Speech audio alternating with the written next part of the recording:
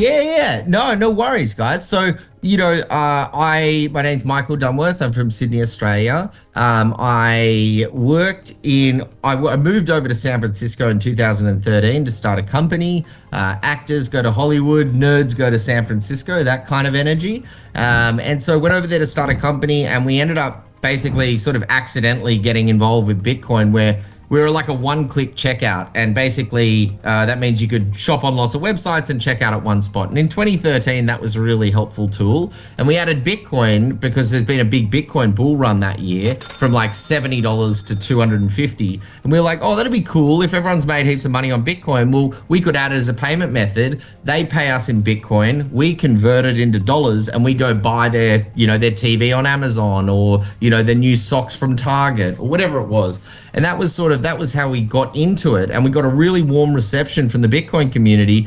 And so we were like, well, let's see what else we can do. And so we built out a wallet, and then we built out an exchange and an infrastructure product and all that sort of stuff. And we got very fortunate where we were in the right place at the right time in 2013. And we built out the company to serve over, 2,500 Bitcoin exchanges, brokerages, wallets, and service providers.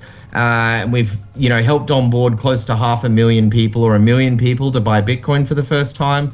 And we got to go through all these really exciting experiences as we're watching and helping the industry grow. So my experience is based on running and operating basically an exchange. And I did that. We got, we had millions of users, or hundreds of thousands, probably in the millions actually. And we processed billions of dollars, and it was a very cool kind of like accidentally falling into sort of the invention of the wheel. Like you're like, what? Okay, cool. This is great. Fuck. And so like Bitcoin's a journey. It really is. It's a slow burn, which is why it's so profound, because in our life now, we get everything we want really instantly. You want a cheeseburger from McDonald's, Uber Eats. You want a car to pick you up and take you somewhere, Uber. You want something delivered to your door, Amazon. Like, convenience is everywhere around us. And that comes with good and bad stuff, but it makes our expectations much faster and shorter. So, one of the big things with Bitcoin is obviously its growth rate from a dollar value. Over 4 years, if you hold it for 4 years, you're guaranteed to be up. Basically, it's never been in the red after 4 years and 3 months or something. But basically, everyone that's bought it and held it, and learnt about it, Bitcoin doesn't take tourists. No one comes, learns about it, and then leaves. It's like a vortex. Like, once you start learning about it, you go, holy moly.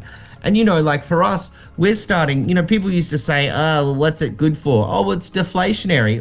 Whatever. Who cares about deflationary? I'm not in Zimbabwe. Well, we're getting close to it. Guys, it's around the corner. Money printing's happening. It's not 2% a year. It's 8 to 12 to 15% a year. So as individuals trying to take care of our friends or families, we've got to make sure we're putting our wealth somewhere that's not melting so quickly. And that is the only thing that we've sort of found is Bitcoin. So instead of trying to figure out, how do I make, I want to buy a home. How do I buy a home? Oh, I've got to save. I've got to do this. Oh, well, shit. Oh, then I've got to put it into an 8% money market fund that might make 8% on a good day. And then I'll get taxed on everything and blah, blah, blah. Or I can put it into Bitcoin, forget about it, set and forget, and give myself the bandwidth, the mental bandwidth to actually have, time to think about stuff, because I'm not trying to gamble my life savings on some new hedge fund or index fund or whatever it is. And that level of certainty that Bitcoin brings to this world that we're in now, which is a highly unstable and very ephemeral world, which means shit comes and goes very quickly, flavor of the month. Bitcoin's this persistent line that it doesn't care about what I want. It doesn't care about what you want. It's just going to be it, and it's going to keep being it. And that might seem boring to a lot of people, but if you're trying to manage your money or store wealth or save up for a goal or a home or to put your kids through school, knowing what your money's going to look like from a supply standpoint in 10 years' time is incredibly powerful. And we don't realize how powerful it is because we've never really had it. So it's like, oh, I'm going to save for 8 years and buy a home. Now you say you save for 8 years, you don't know what the home market or the money market's going to look like in 8 years, because there's so much turbulence as this whole money printing sort of exercise has become sort of common practice, it's made us as individuals or citizens reevaluate our options. And I think, firstly, congrats, you're all at a Bitcoin meetup sitting there like chewing the fat. That's awesome. Like literally, you're giving more fucks than most. And I think that's what it's about. It's about just understanding what it is and what value it can bring to you. Because obviously value is like beauty, beauty is in the eye of the beholder, value is in the eye of the beholder. Some people think that that's valuable and that's not. Some people think that that's valuable and that's not. But we all agree that our time is valuable, I think. And so when I'm working 40 hours a week, I don't want to work 40 hours a week and know that next year that was worth 32 hours worth of work. That's not really cool to me. I don't want to do that because I'm rushed to spend all my money. Like it's like this invisible hand forcing you into, cycling around your money or something like that. And so, yeah, I don't know. I just think, guys, I'm still hooked on it. Like, and I've been in this space for fucking 10 or 12 years now, and it's still, you learn something new every day. And it's amazing, like, I find just how clever all the people are in this community. They always find something new to talk about or figure something out, and it's just, it's mind-blowing. You're surrounded by these brilliant minds in finance, economics, physics, whatever it is. But it really does bring a lot of people to the party that have got a lot of value to add. I think because everyone that finds Bitcoin has found an itch that they needed to scratch of some sort, but they all showed up for some reason. It might have been to make money. It might have been because they got sick of a bank closing their account. Who knows? Everyone's got a different motivator.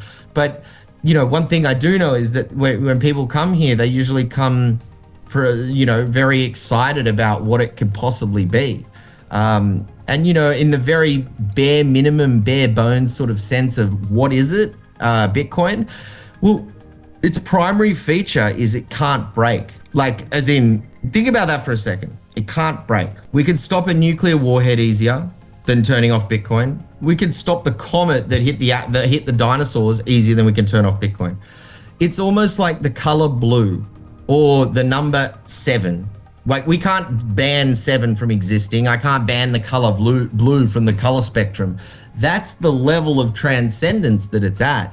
Now, at least for right now. So, and I don't want to be the guy saying the Titanic can't sink and watch it sink, obviously, but, it's very powerful stuff. And one of the things that I actually think is really, really discounted is like, every single day we have to make money. Like, money is this necessity that we have to figure out. We get oxygen for free, but money is like the same level of necessity as oxygen, but we've got to figure it out. And Bitcoin when something is such a necessity, it means it's on your mind all the time. Now, it might not mean you sit there thinking about money, but most of your decisions are guided by money. Hey, do you want to come to dinner with me tonight? Oh, I can't. Why? Whatever the answer is probably going to be money related. I don't have enough money, or I'm staying in tonight, I can't be bothered, or I'm really tired from work. Why are you working? To make money. Like, money is infected into every single one of our thoughts. And once Bitcoin came around, it's like this, it gives this level of certainty to that part of your brain that says, no, this is what Bitcoin does. This is how many times it's tried to be broken and it hasn't, but this is what it's going to take care of. It's got a predictable deflationary supply, which means your money should have a predictable trajectory. And it's hard to it's hard to wrap your head around that. And I mean, I'm like, 10 years along the journey or whatever, and I'm still figuring it out. But it is weird how much mental bandwidth you can get. Like, because when you're holding Bitcoin or trying to acquire Bitcoin and building your stack, like, you're not looking at the people printing money. You're just like, ugh, yuck, I'm glad I've got my life raft. And because that's what Bitcoin feels like, a little, like your sats are like your inflatable life raft that you hold on to make sure that obviously, people can't tamper with them. They can't make more of them. They can't pinch them off you or anything like that. And I think that's super important. I think that's been a really big, some people get Bitcoin really quickly. It took me ages. Like, people, go, oh, fuck yeah, self-sovereignty and, independent payments. Oh my God. And I was like, cool, like whatever. But now I'm like, yeah, really cool. Thank you, But the learning journey never stops, I don't think. And I think that's what's really important. It's actually giving us all like a common hobby almost, like, or hobby, or interest, or whatever it is. But it's like we're all in class studying the same subject, and we're all trying to help each other basically pass with flying colors. That's how it feels, because the community so open and so happy to help, because everyone's been an idiot. Everyone, you can't come into Bitcoin and be like, oh yeah, I got it straight away. Maybe you did, but you're Albert Einstein. No one gets it straight away. It is a learning process. And the weird part about Bitcoin is that you feel like it rewards you, or it goes up, or its growth rate is quite aggressive, but you feel like you haven't done anything for it, like undeserving for the growth in your wealth almost. But we associate return on investment, or making money, with a shovel in the ground, or sweat equity, or the bus trip to work, or whatever. But Bitcoin rewards people for the people that do all the cerebral work. So it's not going to ask you to put a shovel in the ground unless you want to become a Bitcoin miner and pour concrete. Obviously that's a thing, but if you want to understand Bitcoin and get a return of value from it, it's going to demand your brain, and that's all. It's just like you go to work for 40 hours a week or whatever. You work 5 hours on the weekend, read for 5 hours, and you start arming yourself with this understanding of this, like, this monster almost. It's like a digital creature that we just don't know how to, like, we've got no bug spray for it, so we may as well get comfortable with it.